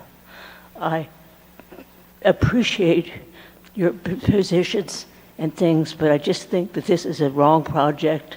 We've been fighting it for 25 years. Every time we think we defeat it, someone else comes along. This is this man's second or third trial. I still think it's wrong. Thank you for your consideration. Thank you.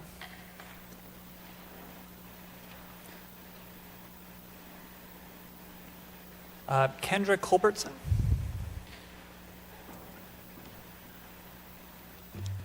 Good evening, ladies and gentlemen. My name's Kendra Culbertson. I live at 38471 Paradise Way up in the Cove. I've been up there for 25 years. We bought up there for the dark sky and for the fact that we have no traffic lights, or street lights rather, up in the Cove. We would not allow them when we had the streets done. I'm just blown away that this project is back. It got so soundly defeated before. The bridge was the issue, and Mr. Baker decided that he wasn't going to spend $3 million on a bridge, so the project was halted after it was really kind of trounced. It was Glory to God before, which was an absolute joke. Rich and I worked on that together, I believe, when we were on architectural review. That was denied. Then Tessera was denied. It's in a flood zone. Did anyone forget that we just had a 1,000-year or 100-year flood that took out part of Panorama? I mean, this isn't a wash. The wash is there for a reason. If our American Indians who've lived there for generations didn't build on it, why do we think that we should? I mean, it's a wash. Mr. Baker said that, well, we can get back to his property. Well, I walk my dog every morning in the wash and have for 25 years. And is he going to impede that information of being able to get up there and walk our dogs freely? So it's just kind of, the people will not have any flood insurance that'll be available to them, as I understand it. Why would you build in a wash? It's, especially with climate change now, we don't know what Mother Nature is going to do to us. We do not know. I mean, look at Panorama. I mean, the wash, when it was raining, we had a hell of a storm up on the hill. We really did. And normally we get we get more than most people, but it's not like it was. We need our natural wash. It is natural. It's not man-made. We did not put it there. And what about all the flora and fauna?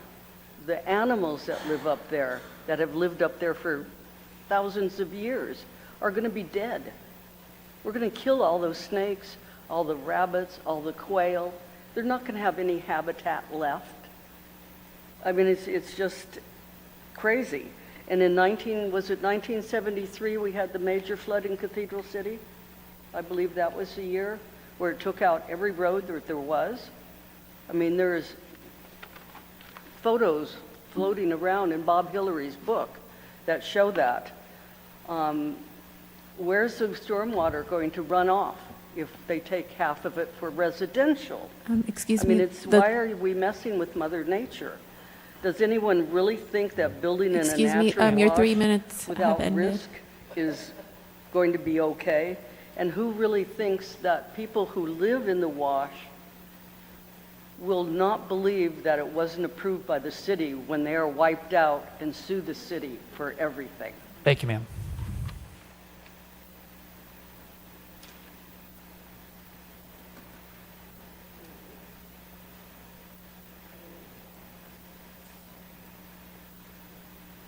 I apologize, I'm going to mispronounce his name, I suspect, but Rebecca Navarre? Apologies. Yeah. So I wrote a little thing here. Dear City Planning Commissioners, we citizens and government of Cathedral City need to abandon the business as usual stance toward development here. Last summer was the hottest and on record globally, and will likely be the coolest we will ever remember in our lifetimes. Buildings generate 40% of annual global CO2 emissions. Operations are responsible for 27%, while building and infrastructure construction are 13%. Land use and transportation are 2 of 4 emission sectors, along with industry, agriculture, forestry, and they create the U.S. to be number 2 after China as contributors to climate change.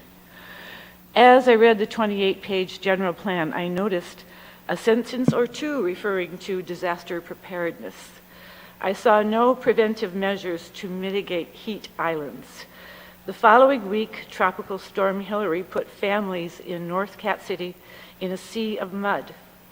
And the existing 100-year flood conditions map from Riverside County Flood Commission reads, North Cathedral City Regional Stormwater Initial Study Mitigated Negative Declaration / Environmental Assessment / Finding of No Significant Impact.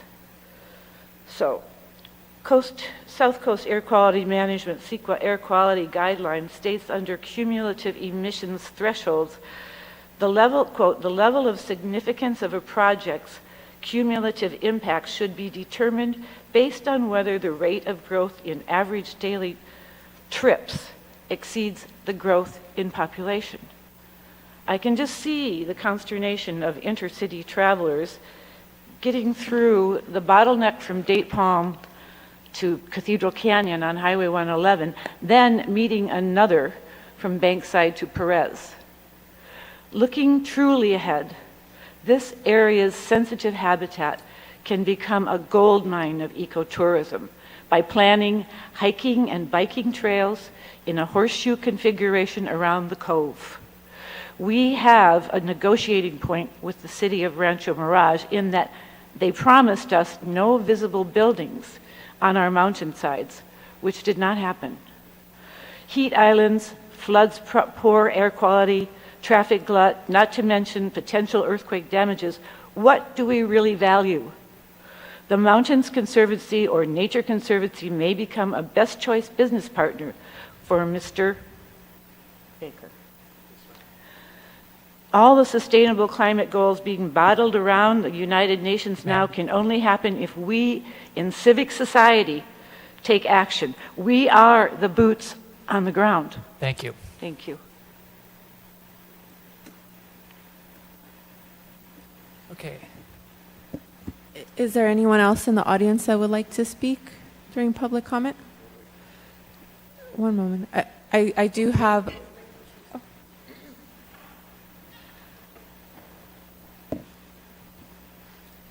If you'll please state your name and city of residence for the record. Diane Gill, Cathedral City. If he's so anxious to build, we've got a lot of property across the freeway that is dying to be developed. That's all I have to say. Bye-bye. Thank you. We did receive a few comments via email, and I'll just read those into the record, if I may. Thank you. The first comment is from Keith Coleman and Chris Boada. I am vehemently opposed to this proposal. The mere idea of building a housing development in a nearby wash is ridiculous. The effect on our wildlife by encroaching upon their habitat is unimaginable. While I welcome a project of this scope, in other parts of the city, this area is not suitable for major change. I would hope that the city would reconsider any approval for this unworthy destruction of our Cove community.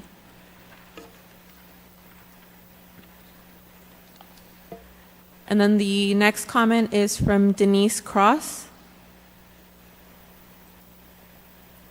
Dear Commissioners, I hope to impress upon all of you the need to please deny this applicant, George Baker, as he's been before us several times over the years. History number one, he's providing you very old, obsolete records from 2005, which I've read. FYI, with the event of SB 5 passing in 2017 to stop development in flood zones to protect people, in March 1918, George Baker Palm Canyon Group, LLC, returned to try to change this property from R3 to PCC for cannabis operation zoning. He has denied, failed with 5 nays. See Council meeting March 18, 2003 video. Now he's returned with his 2005 outdated studies, which don't even follow one bit of mitigation requirements suggested in 2005. Let alone by what should be required today regarding seismic studies, falling boulders from above, nor any consideration on our flood control channel with Eagle Canyon Dam and debris retention basin directly above. The dam has a fair rating from 2019, but I apologize. But how is it currently rated that dam is protecting the auto dealers? But what about our side in the Cathedral Cove? Floodplains change all the time and could easily take its path directly upon the cove to our storm channel we rely on to protect all our old homes. Now he's back proposing a 6-foot block wall against the mountainside. Please be wise on your decision to accept or deny after the decades of flooding and earthquakes we've all lived through in our 40 to 50 years in our homes. I think we deserve protection at much higher standard of code, especially after Storm Hillary. It is time to raise the bar and no longer accept one more shoddy development plan, putting our city with more cost and failure. With all the old records provided, how can you believe that anybody dumb enough to purchase anything proposed at this site would ever be able to get flood or earthquake insurance? That is certainly not going to happen. Please deny, deny, deny, deny. And by the way, we are all DWA customers, not CVWD. Cathedral City Cove is hardly a bleep on their radar. Look out for PS and DHS, certainly not us.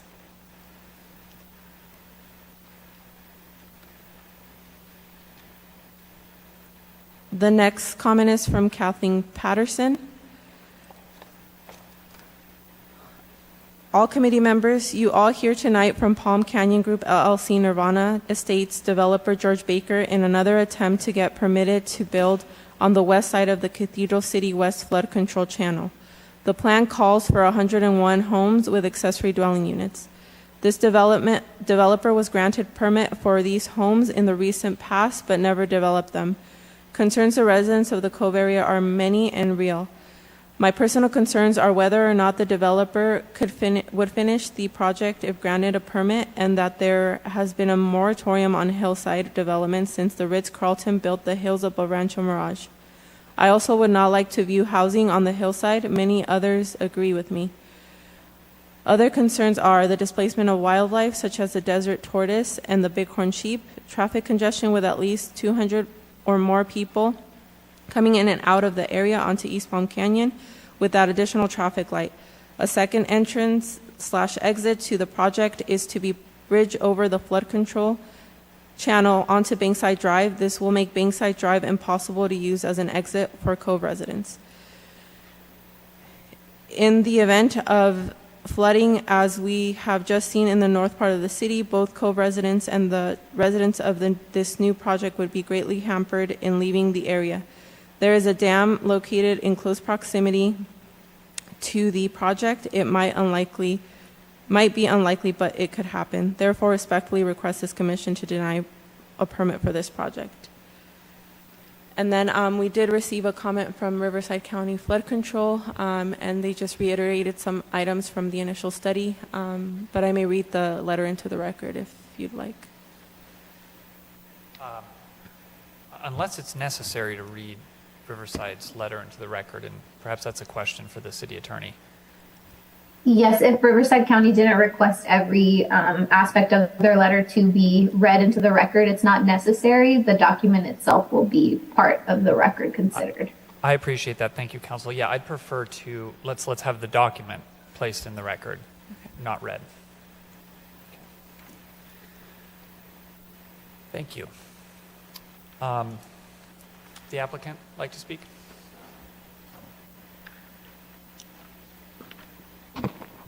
Yeah, I just want to clarify one thing. This project was approved in 2005, and the map expired in 2018, and that's why I'm renewing it. Okay, thank you. All right, I'm going to close the public comment section period. Excuse me.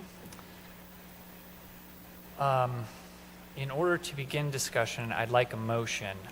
We've had some discussion about what that might look like already. Perhaps Commissioner Thompson would like to propose one, if I may volunteer him. Yes, I will be glad to do that, Chair. I was wordsmithing as we were working through this. Find the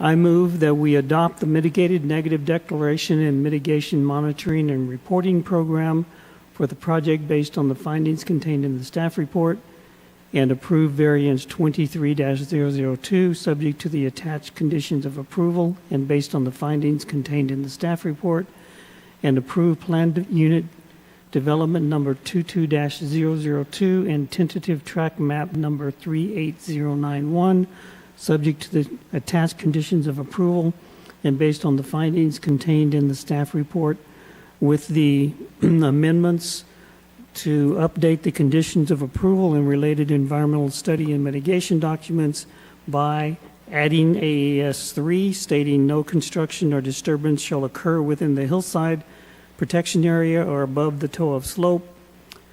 A recorded conservation easement shall protect all rock outcroppings or trees located above toe of slope except those as needed for slope mitigation or whatever John can come up with the words for.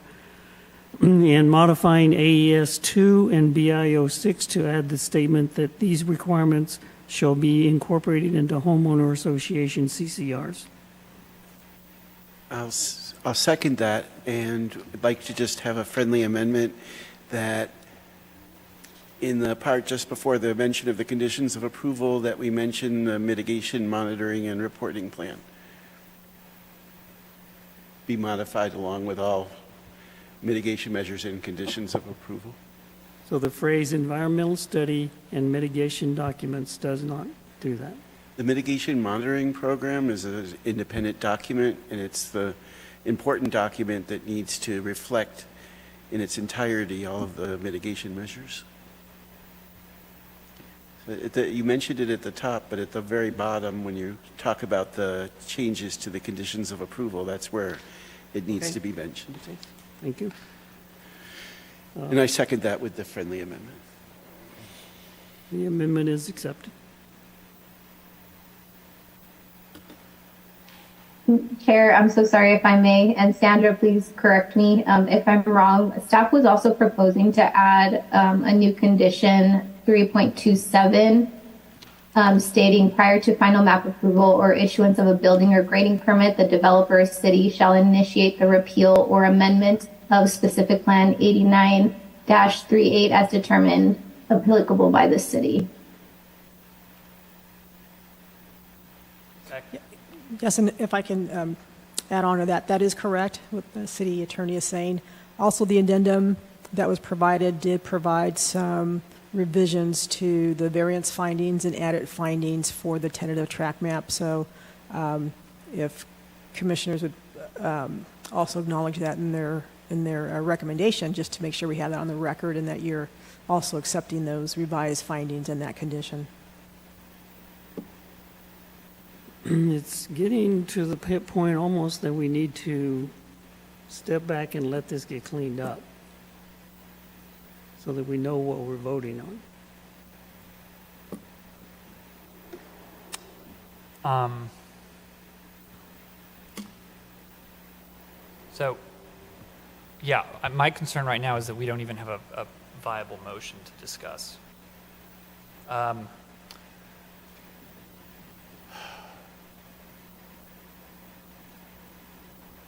What I propose is, this is what I'd like to do. I think that what we could do is propose a clean motion based on the staff recommendations plus the revised changes, which I understand probably is not going to pass this commission, but at least we can open up discussion and debate properly on the topic. So that's what I'm going to try to do. I'm going to move that we adopt the mitigated negative declaration and the mitigation monitoring and reporting program. Excuse me, Chair. Yes. We have a motion on the floor. Do we? We do. It was made and seconded. So at this point, I will withdraw the motion so that you can proceed. I appreciate that. Thank you. I'm going to move to adopt, that we adopt the mitigated negative declaration and the mitigation monitoring and reporting program for the project based on the findings contained in the staff report, and that we approve variance 23-002 subject to the attached conditions of approval and based on the findings contained in the staff report, and that we approve the planned unit development number 22-002 and tentative track map number 38091 subject to the attached conditions of approval and based on the findings contained in the staff report, in addition to the revised conditions of approval as found in the addendum. That's my motion. Can I get a second on that so we can discuss it? Point of order, Mr. Chairman. Is the addendum actually part of the record right now? I don't think it's been accepted. Is it not? It was sent by email, but it's not been added to the record. Counsel? No, it is part of the entire record that is being presented before the commission's consideration today. So it is available to the public if they would like a copy of the addendum as well. It is part of the record. Okay.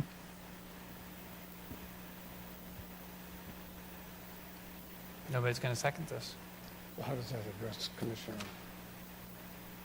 Well, I'd like to be able to discuss any changes that we'd like to add to the motion, but without having a motion that we all agree to. Yeah. So that we can discuss it, I'll second the chair's motion. Thank you. Okay. Now that we have what I'm going to call a baseline motion in place, I understand the proposed changes that Commissioner Thompson is proposing. I'd like to talk through those. So the concern that Commissioner Malakoff had, if I understand correctly, is that the changes that we're suggesting need to be included in additional documentation. Is that right? Yes. Okay. Could you please explain what those documents are? So first you have the initial study that has the mitigation measures in it that Commissioner Thompson is referring to. Then the second thing you have is the conditions of approval which reaffirm the mitigation measures in the initial study. Then the third document that you have is a freestanding document called a mitigation monitoring reporting plan, which is in reality what everybody will look at in the future. And all three of those things need to be the same thing. Otherwise, you have one person that's saying, well, this is what this says, and this is what this says, and then there's ambiguity in the future. So I'm in total agreement with the suggestions. I just want to make sure that all three areas where those mitigation measures are mentioned are changed so that future people 5 years down the road know what those mitigation measures are and are clear on them. Thank you. So what I would propose is that I have a clean motion on the floor to adopt the staff recommendations in addition to the addendum. So my suggestion would be that Chair Thompson propose an amendment. Commissioner, excuse me, that was force of habit. Commissioner Thompson propose an amendment to my motion that includes all the new additions that you have, and then we all know what we're talking about. So moved. Okay. I hope that works. I think that works. I understand what those changes are. So now we have a motion with that amendment. Any discussion? Well, just a discussion about the project in general. Yes. While we hear the concerns about flooding, and everybody's sensitive to the whole flooding issue because of what has happened here in the last, less than a month, the reality is that there cannot be a building permit issued for a pad that does not exceed the base flood elevation in this environment. Unfortunately, with the panorama properties, there were many, many homes that were built that didn't achieve that standard because it didn't exist at the time those homes were built.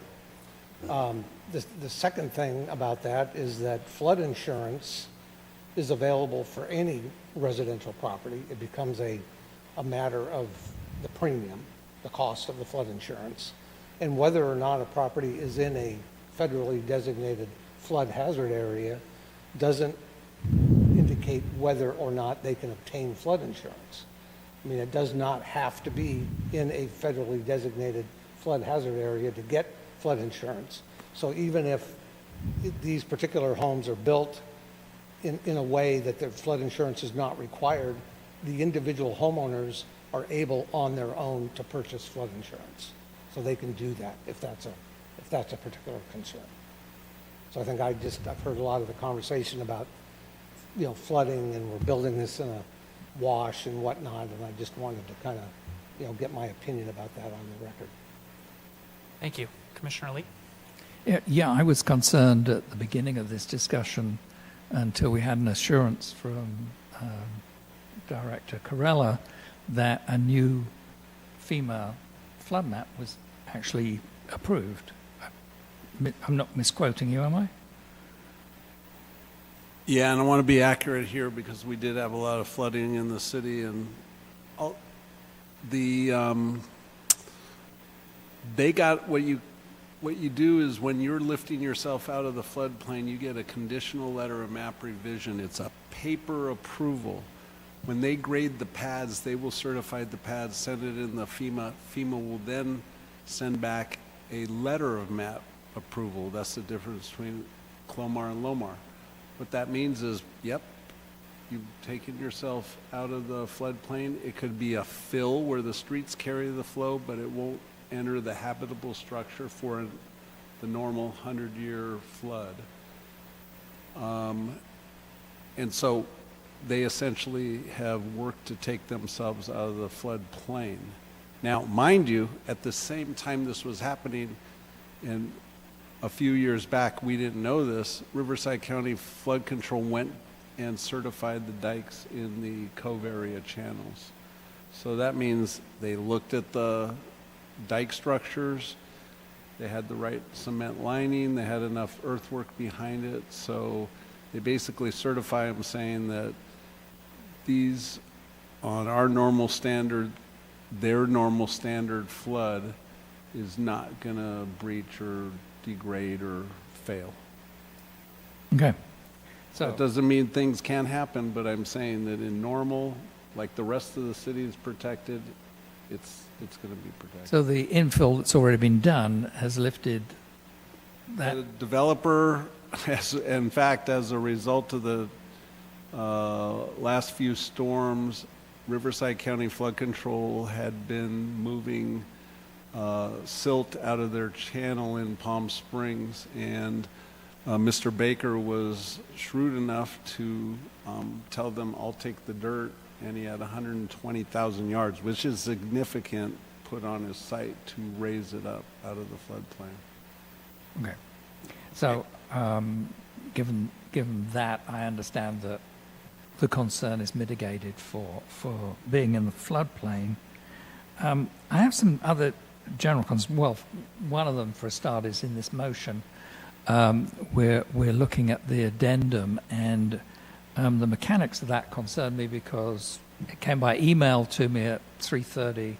I was not available at 3:30 to actually read it, so I came to the meeting without reading it, and it didn't actually get presented as part of the presentation by staff. So that's why I was saying I don't feel that's part of the record, because we never really had it presented to us. However, in terms of the development that we're talking about, one of the things that concerns me most is that, and this is largely out of our control, I understand that the ADUs have been proposed in order to, and that seems to be the primary motivation, in order to provide low-cost housing, in order to increase the availability of that housing.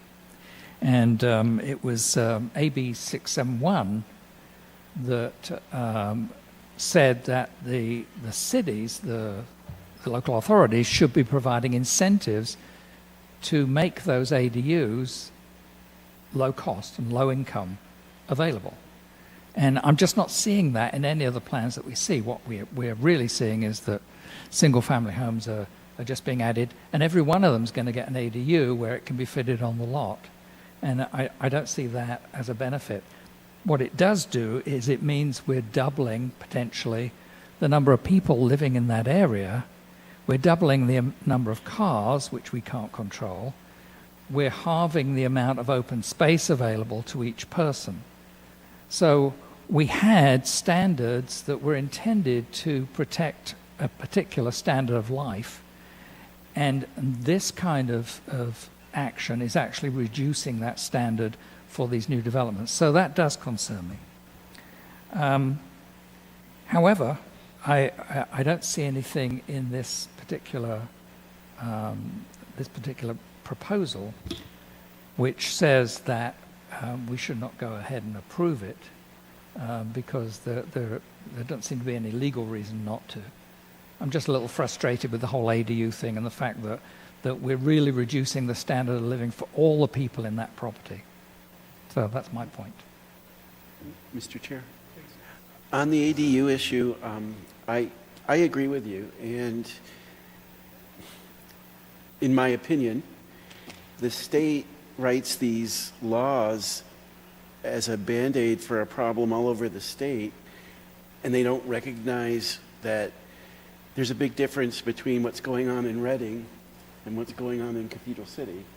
And you can't have something that's a fix-all that's going to effectively help every city in the state. I just wanted to address your issue, and that is frustrating. My second question, dovetailing on what you were talking about with the flood insurance, is I believe that when all is said is done, that these homes will be able to get flood insurance, and they're going to be in flood zone X. Yeah. So that's an important point. I also think the ADU laws are bad. Nothing we can do about it. I mean, anyway. Commissioner Thompson?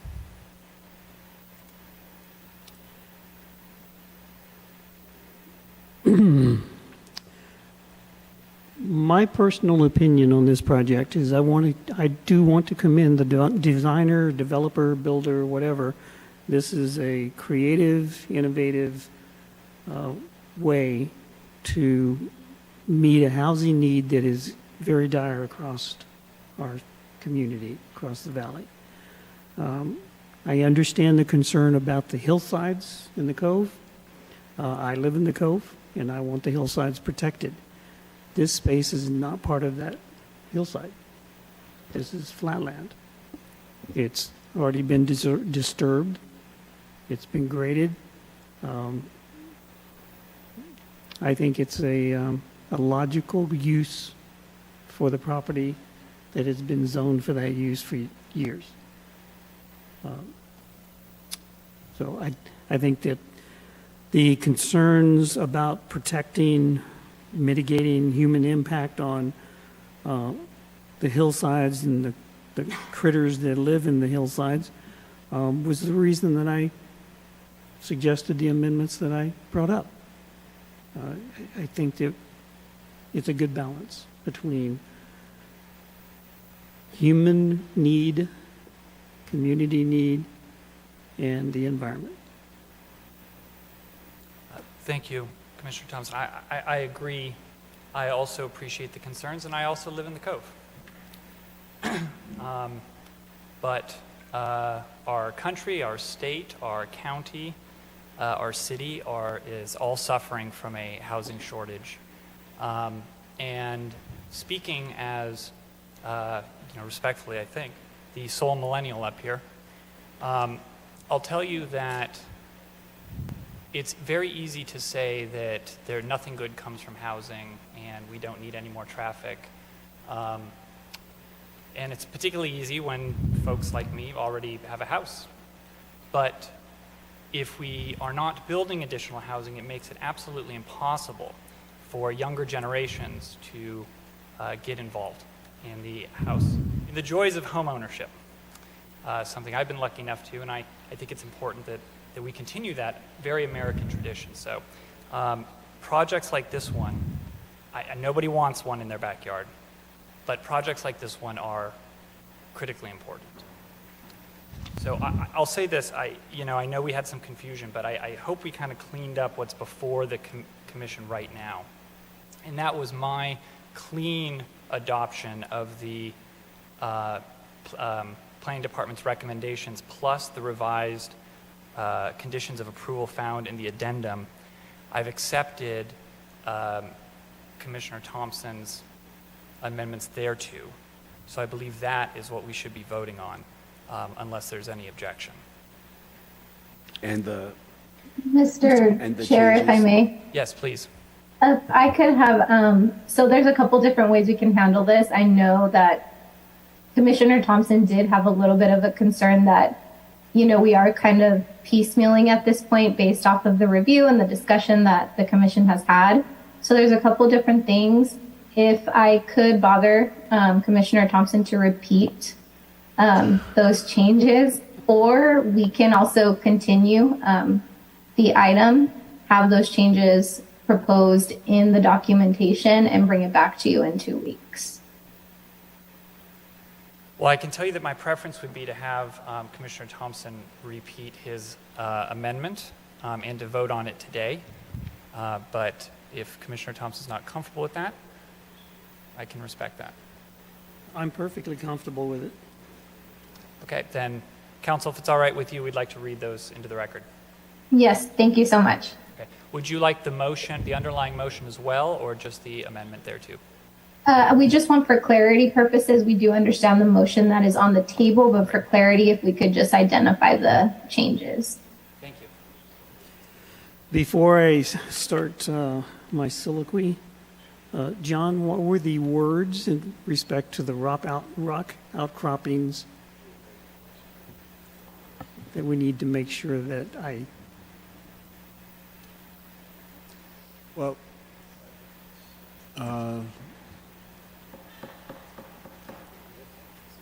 go ahead. Sandra, you got a good idea? Actually, Chair Thompson, just so that we have a clear record as far as the mitigation measures that may be revised, could you go ahead and, I know you had indicated Bio 6 and I think an aesthetic condition.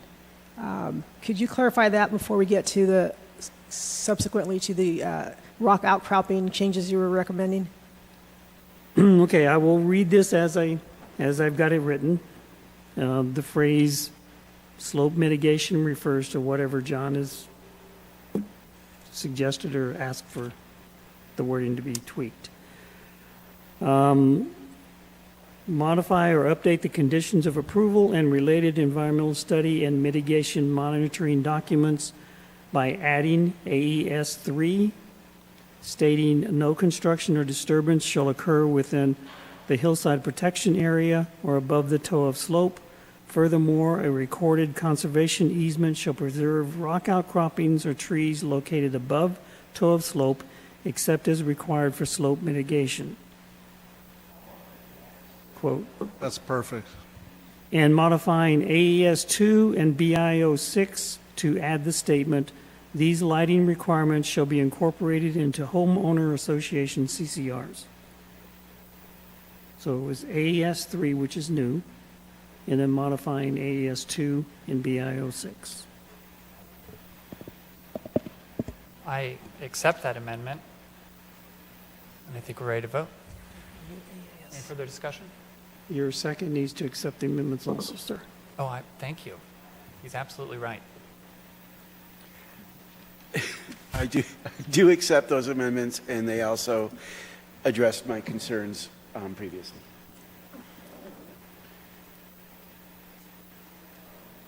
Okay. Let's vote.